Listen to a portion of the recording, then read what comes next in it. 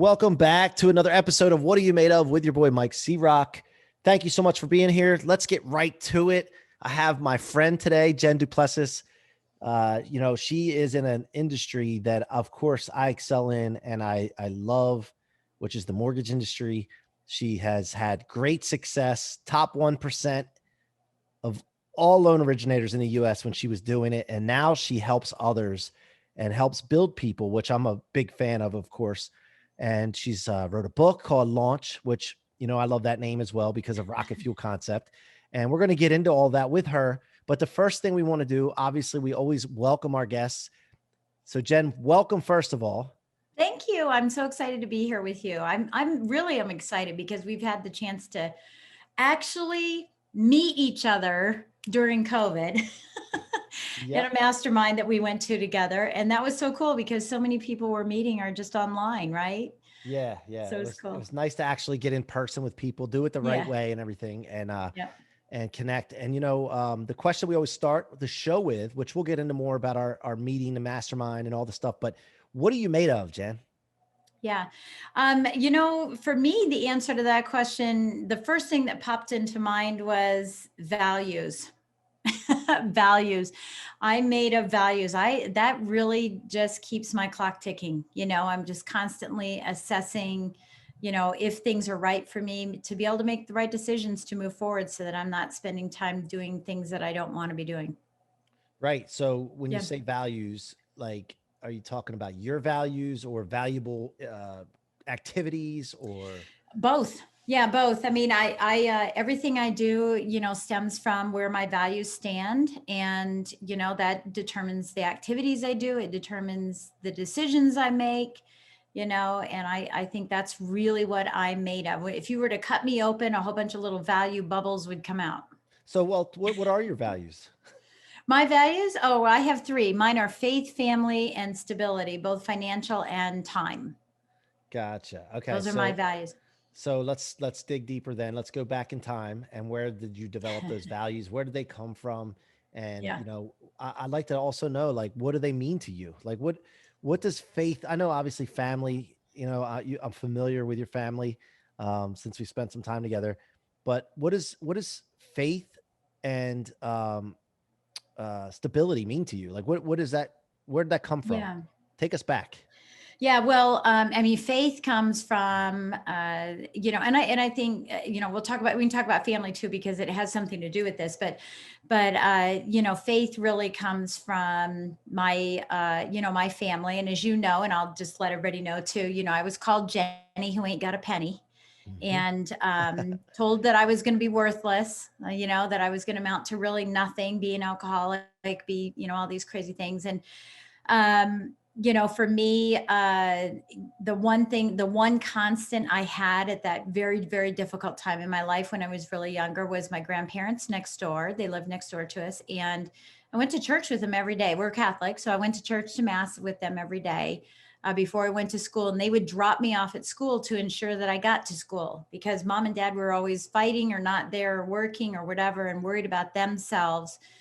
And I was always late when I wasn't being dropped off from by them. And my uncle always had to drive me, which, by the way, is only a block away. But when you're little, it's really far. Right. Everything seemed bigger when we were everything seemed much, much bigger. Yeah. And, and they just really instilled in me, the God first, family second, career third. I mean, that was sort of, what was still instilled in me. And a lot of the decisions that I make about my current practice, speaking and coaching and podcasting, really still stem around faith, whether or not anything that I do is going to be unethical, whether it's going to impede on a commitment I made to someone at my church. So all of those things really play a big, big role in my life. Obviously, family then became very important because I didn't really feel like I had a family because I was an only child. Right. So when mom and dad weren't there, I didn't really have a family unless I went to my grandparents and my cousins. And then stability, has always been something for me, making sure that I was financially stable. I wasn't going to be like mom and dad, making sure that my time was stable. And that's really what I coach on and teach people, is priority management and, getting out of the chaos of everything. So So that's why truly, if you call it phone a friend, right? If you were Right. phoning a friend, I'm phoning my values for literally every decision I make all day long. I love it. I love it, man. I'm big, very big on doing things the right way. My stepfather, who passed away 2 years ago, I think this week actually, his thing was do good, good things happen. Do bad, bad things happen. Very Bingo. simple. You live your Yeah. life. Every thought, word, action that you take either is going towards your ideal life or away from it. And Right. you simplify things that way, right? Yeah. Through all the Oh, yeah. chaos. Yeah, absolutely. And unfortunately, in the mortgage practice, in the mortgage business, when I was in it and everything, and even today when I coach people, it's the values just aren't there, and people will say to me, I say, what's one of your core values? And they go, faith, like it's a question, or family. Is that one? Is that what? Well, I don't know. They're yours. But if it's Right. your value, family is a value for you, then why are you working till 11 o'clock at night? The priorities aren't straight. Yep. Yep. Then there's no intention there. They say None. something, but they don't have the Superficial. intention behind it. Yeah, it's superficial. And that's why everyone's so stressed out and chaos. There's so much chaos and so much overwhelm, and I can't get it all done. And it's just not sustainable. And, to have a 35-year career in the mortgage business and be in the top 200 loan officers in the country, it takes some discipline and setting up some boundaries. And that's what I try to encourage people to do. Yeah. So I love this topic because, I'm coaching my team. We have 40 employees here, Nations Lending, and I'm constantly talking about help. And I want to talk to you about the word help and the fact that you need help to advance. You need help from people Mhm. to do great things. And some people think they have a warped, concept of what the word help means. They think that it devalues them. They think that they are weak if they ask for help. Yeah. And, I'm trying to get through to my team now. We're really working on 3 words: help, control, and communication. And I Mhm. think that you have to hit those 3 buttons before you can get success. So speak on the, help and what that means to get to where Yeah, you. I mean, gosh, it was so loaded. That question was so loaded because, I mean, there's a lot of things that I think about. There's a quote about, and I'm probably paraphrasing, and I don't even remember who did the quote. But anyway, it's, the weakness is not asking for help. When you ask for help, you're actually growing. And so we have to remember that asking for help is not a sign of weakness; it's a sign of wanting to grow. That would be the first thing. Second thing is help, control, and what was the third part of it? Communication. Communication. I think that the umbrella for that is collaboration. That's the umbrella for that. Yeah. Is the collaboration that's happening, and especially right now we're in the it's funny, we're in the 21st century, but it seems like it only started last year. Where Yeah. people have really leveled up and climbed to these new heights with leadership. And it really is about collaboration. And so when I was growing my team and, had my team and my region and the whole thing, it was everything we did was collaboration and really assessing where someone has a weakness, how can we help them? And someone who has a strength, how can we help them share with others? And that's collaboration rather than me coming in and saying, well, I know all the answers, because I don't know all the answers. I don't claim to know that. And in order to really build yourself, you have to build other people in the process. So that's one thing. The other thing is there's something called above and below the line, and it's above is abundance and below is scarcity. Yeah. And a lot of people work in scarcity, and that's drama, you victimized, whining. Teddy Roosevelt said, if you're gonna talk about a problem and you're not going to solve it, then that's called whining, right? Yep. You Yep. have to Yep. whine. Yep. So working from abundance, which is curiosity and collaboration, and authenticity, which is sort of an old overused word these days, and vulnerability. But that's where true strength and power and freedom and collaboration and growth happen, is in abundance, not in scarcity. And I think that that's really important for people to understand, and especially in our business, right? We're very coveted Mhm. on our things, like how I do things. We're very coveted, and that actually prevents us from growing. Yeah. I'm more worried about being successful than being right. So I'm always open to how can we do things better? How can we get to where we want to go? You know, we want to do 100 million a month. How do we get to 100 million a month? You know, that's something we're going to have to 3 to 4x where we are now. What do we got to do that? I'm open to suggestions because I don't care how it's done. I don't care if it was my idea. What I care about is it was my idea to set the target, and it was my idea to be open to things to get there, you know? Yeah, And to so, help everyone else grow, right? Because in your growth, everybody else grows too. Yeah. And in relationships and at work, everybody is too worried about being right. Yeah. And who Or cares? too worried about not being being wrong. And there is a difference. There's a difference between not wanting to be wrong and wanting to be right. There's a very fine difference, but my husband and I struggle with it all the time because I don't want to be wrong. He has to be right. Yeah. And there's just a difference there. Right? But if you're open in communication though, and you talk about, look, let's concern ourselves with being successful, our relationship, taking it to the next level. Right. You know, and same thing in business, then it's about what you focus on, right? Yeah.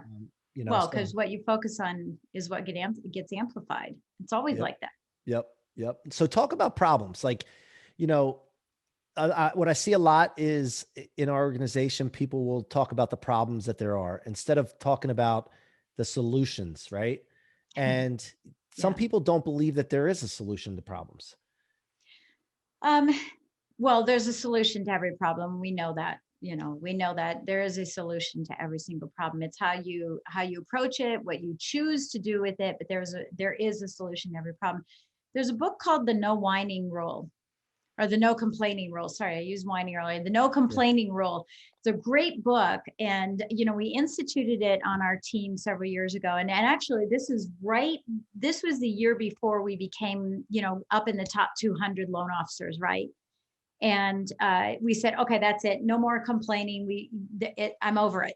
It's over it. We can't complain, including myself. And we were always just complaining, right? Somebody was complaining.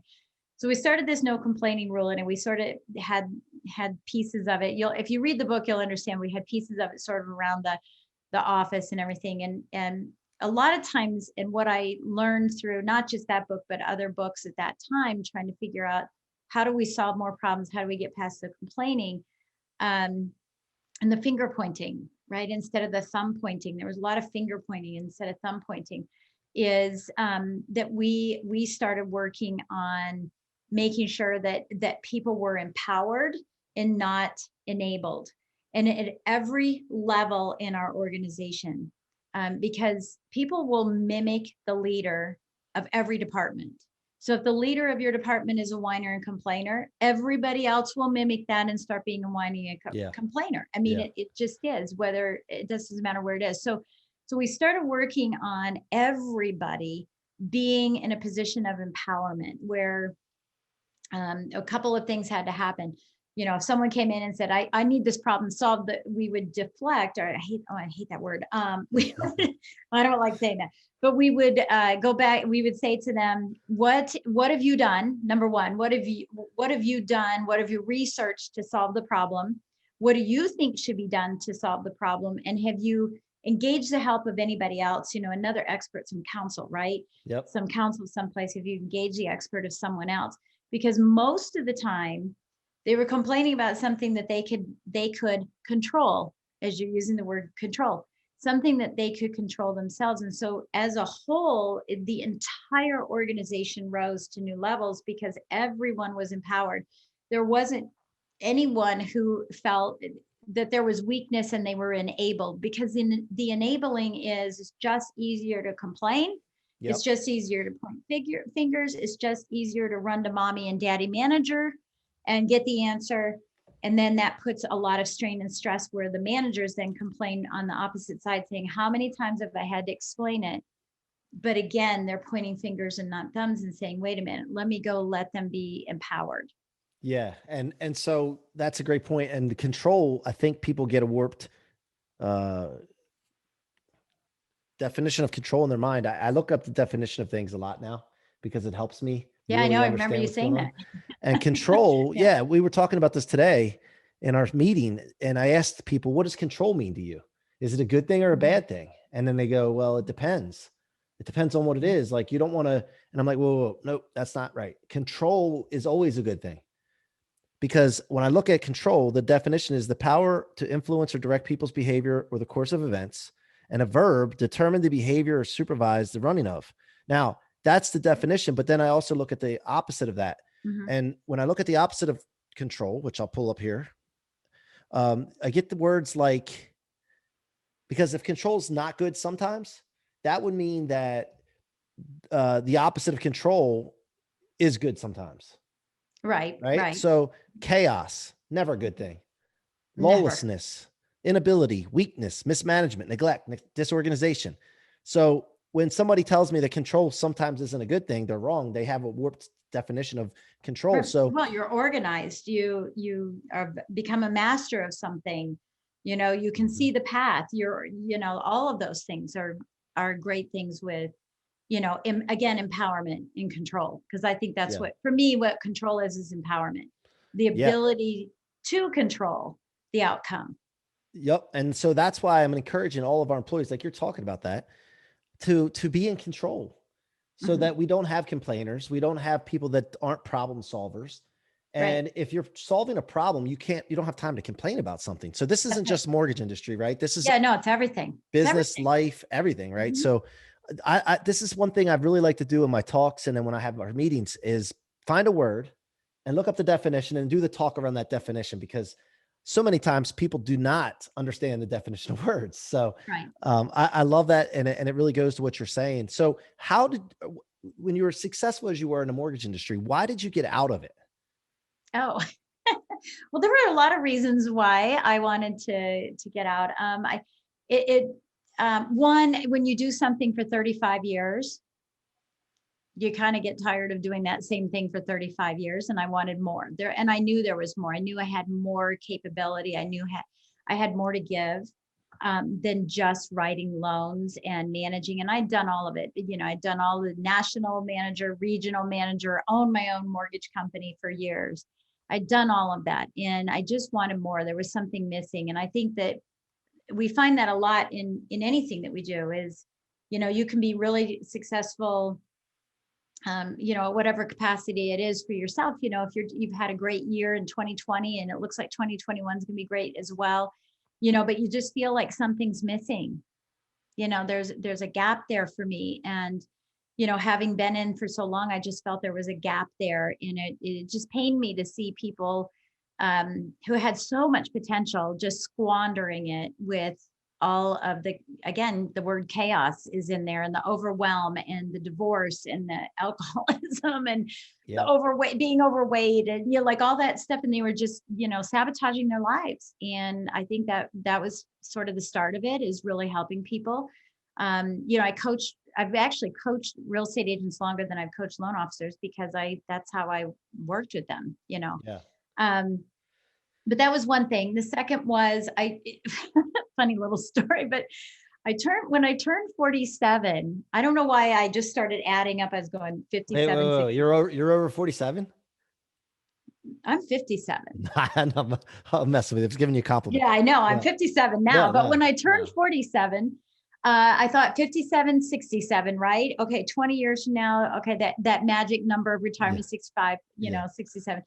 And at the time, I was in the business for 30 years, and I was like, yeah, no, I'm not telling anyone I'm in this business for 50 years. That's what, wishy-washy, like old real estate agents do. And that's what attorneys do, and I wasn't going to be in the business for 50 years. So that was one thing. I wanted to personally fund over $1 billion, not my team, not my office, my Yeah. region, or anything like that. Yeah. I personally wanted to fund over $1 billion. And I did that. And as soon as I did that, that was my exit plan. I left within 2 weeks because I had already planned to exit. And I didn't, and I wanted to exit before I was 55.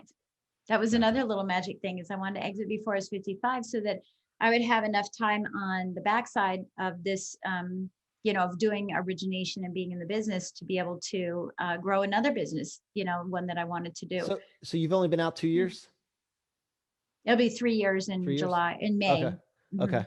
And then did you ever think about like developing a team where you kind of just work on the business and quarterback it a little bit and still do what you do now, but That's still have exactly that, what I had. that That's still have exactly that what I flow? had. That's how I did a little over 100 million a year personally, Right. on my team. It was Oh, just gotcha. me So and you, my team. I had no originators on my team. My husband was licensed and he would pick up a few pieces here and there, but I was it. gotcha. Yeah. So, No, and so I had a region, I had a branch, I had a region, the whole thing. I had all kinds of loan officers under me. right, right, Um, but that wasn't my personal volume. right, right, right. Gotcha. So then you got out, you started speaking, coaching, you wrote a book called Launch. Can you talk a little bit about Launch? Yeah. Well, actually, I've been coaching and speaking for almost 20 years now. And I got to the point where I had to make a decision. I was either going to stay in the business or I was going to have to leave and go, pursue this. I couldn't handle both. It was just too much. And so as it continued to grow, it became more and more difficult to manage both. And by the way, I have 4 other businesses. So it's not that I just do that. Right. Yep. And so I wrote the book actually before I got out of the business, and it was just a means to, people would say you got to write a book, and okay, fine, I'll write a book. But I'm in the middle of writing 2 more books, and hopefully they'll be all released this year. I'm really excited about that as well. But Launch, was really a book intended. It's not audio, and it will never be, because it was intended to be marked up and scratched out and dog-eared and paper clipped, because it's a workbook. I wanted to share with people how to do things, because that's what I was always asked, is like, how did you do it? Here's my how right there in those Right. The 200 blueprint, pages the or so, or blueprint, however right? many pages are in that. Yeah. The Yeah, blueprint. it Yeah. really is the blueprint for the beginning of what I now, coach on, but it was the blueprint for it. This is the how to do it. So And what do you find that when people, you give them the blueprint, they're still not successful? Like, what do you find the roadblocks are?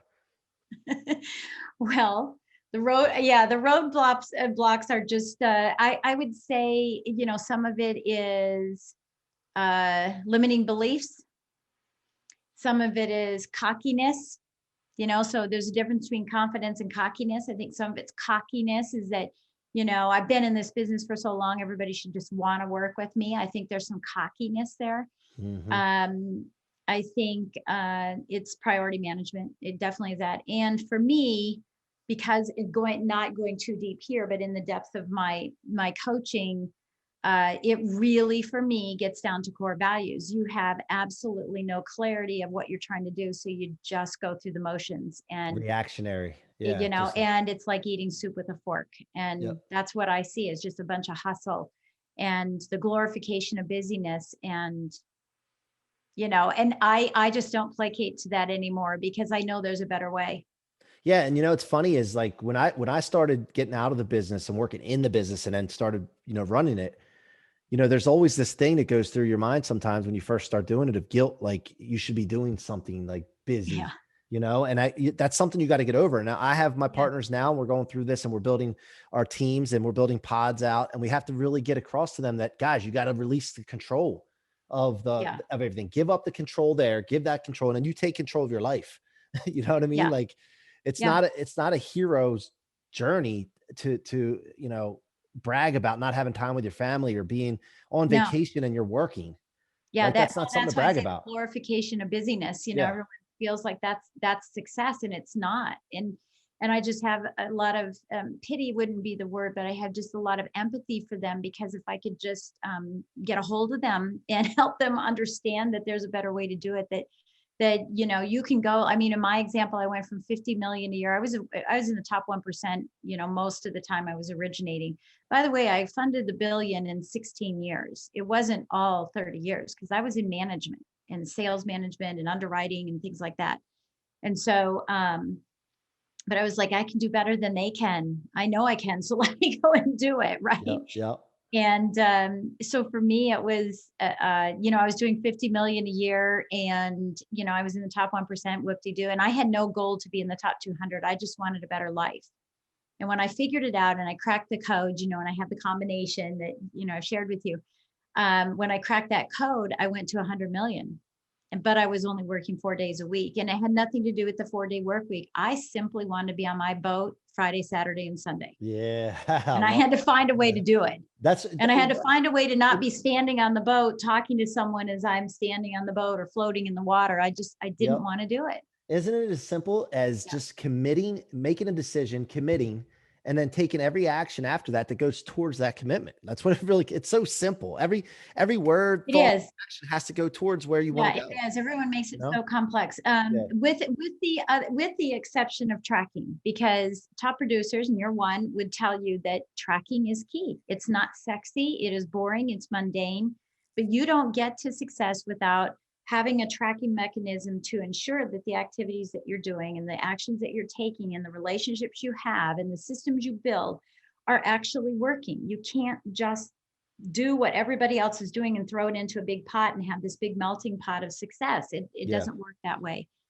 Yeah, you got to make sure your job is to get the graph up and make sure the graph keeps going up. So, all right. Well, look, Jen, I want to thank you for coming on, but last thing I want to talk about before I get into the last question. I want to basically share with the audience how they can engage with you further and the best way to contact you. Yeah, well, thank you. The best way is just to go to jenduplessis.com, and then you can send me an email there, and I'm all over the place, just like all of us are, right? We're all over the place. Yeah, we're everywhere. We're having a workshop coming up on November, or I don't even know what month it is. Oh my gosh, February 12th and 13th. We have a workshop called Cracking the Top Producer Code, a virtual workshop. So there's information that you can get there, but you can go to thetopproducercode.com/workshop. It's free. You can get registered, bring the whole team. That's what we're doing. But I'm always open for any conversation to help anybody out. Life's too short to, not be happy and enjoy this wonderful, wonderful business of mortgage and real estate. Yeah. And by the way, before I ask you this last question, I'm going to bring you into my team meeting and I'm going to book you for that. And I'm not even asking. No, but I want. Well, we know each other well enough. It's okay. Because I'm going to tell you what you're going to do, by the way. No, I'll listen, ma'am. So I want to bring you on because I want them to hear it from someone else and someone that's actually done it too, besides myself, because it's good to hear it from a different voice. And, we have a lot to learn, as we go, always learning, always seeking knowledge. And so the last question, about my rocket fuel concept of becoming unstoppable by turning all setbacks, anything that's designed to stop the average person or slow them down, into rocket fuel for the future. What does that concept mean to you? Yeah. The concept of rocket fuel, right? And you and I talked about this, that we were laughing and I was saying, I had all these concepts before you. No, I'm teasing. That's where I got it from. I stole it from you. Yeah, right. No, it's funny because we've talked about this, have launch and ignite, like all these crazy, cracking the ceiling and, all of that. And, I think first of all, I think it's an inside job. The first thing I think of is this is an inside job. You have to change the inside in order to change the outside. You can go around and pretend for as long as you want, but there will be an imposter syndrome at some point that actually is imposter. So work on you so that you can ignite yourself, so that you can create the ignition that you need to get that propel the momentum that you need. And that's really what it is. Everything for me is an inside job before you get into the tactical. So if you don't have your head on straight, you're not going to be able to launch. That's the bottom line. Love it. May look like a launch and it may fall. Yeah, no, and I love it. So many people get that in the mortgage industry, real estate too, man. They'll have a bad thing happen, appraisal, inspection, somebody shopping the rate, whatever it is. And they let it ruin their day, week, or even month. And those that can figure out how to acknowledge as fast as possible, accept what's going on, and then act. They blow past everyone else. Right? Yeah, make a choice and off you go. Yeah. Yeah, I love it. I love it. Well, Jen, thank you so much for joining me. I look forward to coming on your show, and I will talk to you more about coming on and talking to my team. And thank you. And I can't wait to have you on my show either. So I think we're booked in a couple of weeks, but I'm excited to have a conversation with you as well. So thank you so much for allowing me to share my story. Great. No, thank you for being here and can't wait to share on your show. And guys, you've been listening to the What Are You Made Of podcast with your boy, Mike C-Roc. Thank you so much for listening. Please continue to listen, share this with your friends, family, coworkers, and go subscribe to my YouTube channel, Mike C-Roc Ciorrocco.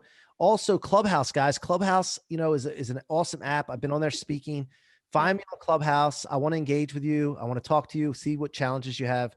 I'd love to do that. And we also have the book launch party for Rocket Fuel in South Beach that's booked. It's going to be at the SLS Hyde Beach. Can't wait, March 11th, and look forward to, you know, seeing you there, and then also sharing that, you know, the video from there. And just Congratulations. I saw that in the text yesterday. thank Congratulations. you. That's Thank you awesome. so much. All right, guys, we'll see you next time.